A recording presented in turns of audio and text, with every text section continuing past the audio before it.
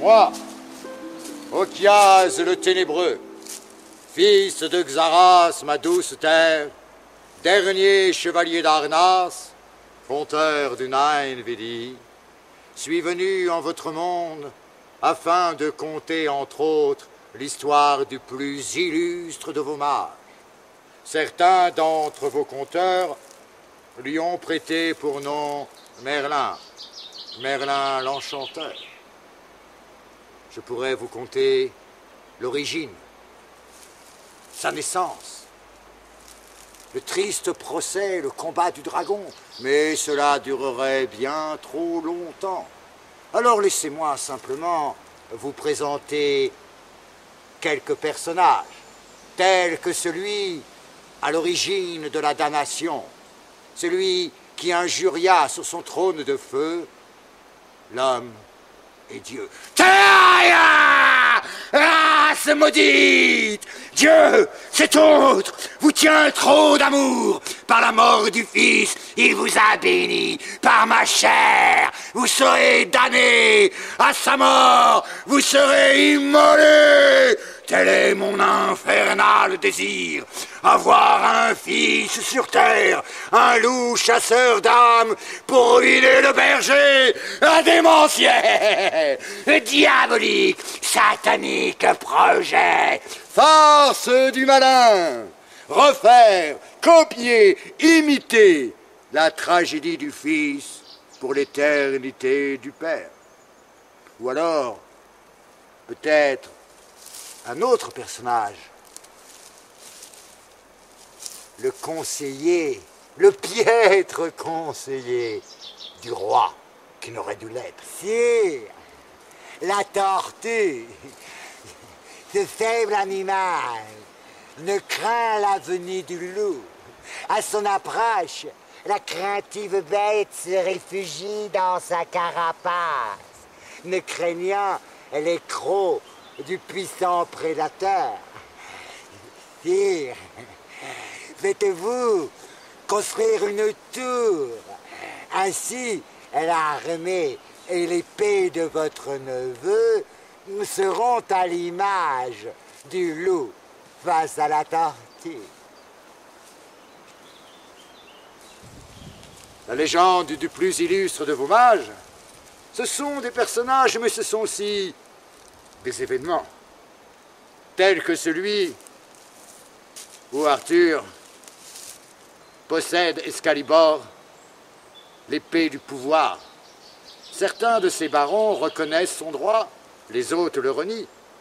Voici comme il est compté la bataille pour le trône. Arthur était ignorant l'art de commander aux troupes. Merlin était présent, sûr de l'avenir. C'est lui qui lança l'attaque. Arthur, brandis Excalibur vers les cieux. Ce matin, elle t'a fait reconnaître. Ce soir, elle te fera un roi. Les chevaux avaient entendu Merlin. Le pont-levis s'abaissa tout seul. Le bois peut entendre le discours d'un magicien. Arthur, en premier, menait la charge. Son cheval est très courageux. Devant le château tourbillonnait un macabre manège de destruction. Le galop des dignes chevaux rythmait le son du combat. Les épées livraient la défaite en transperçant les armures, déchiquetant les crânes, en répandant sur le sol écœuré cervelles et entrailles humaines. Arthur se révélait en lui. Sa vie était là, entre l'honneur et la guerre, la cour et la victoire. Excalibur, l'épée de Dieu, détruisait jusqu'au néant l'ennemi qui ne pliait genou. La victoire fut totale. Arthur était roi.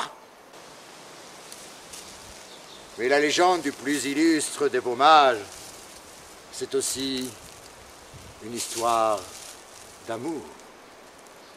Voici la façon dont il me raconta la fin de son épopée, partant de l'endroit où nous étions jusqu'à la forêt magique.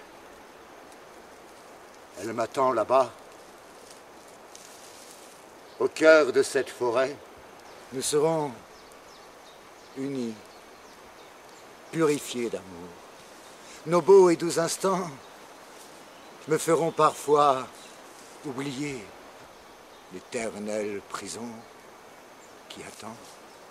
Pour en finir, je livrerai à Viviane le charme qui envoûte.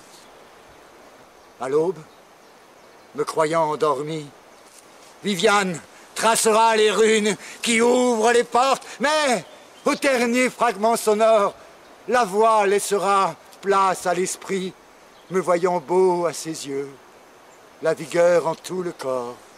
Viviane pleurera sincèrement.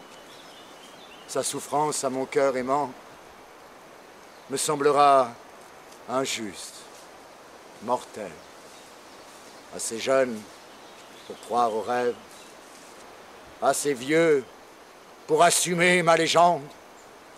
J'invoquerai le pouvoir de mon père. Mon corps vieillira trop vite, juste le temps de la contempler pour ne plus être à son reflet qu'un souvenir de jeunesse. Et c'est là, face à un vieillard désarmé d'amour puissant, que Viviane tracera les runes, invoquera le charme qui envoûte, ensorcelle, emprisonne. Ma prison ne sera une tour, comme le chanteront trop de vos conteurs. Ma prison sera astrale, magie et d'amour. Un jour, je verrai passer Perceval, l'écuyer du trop beau chevalier. Je l'appellerai.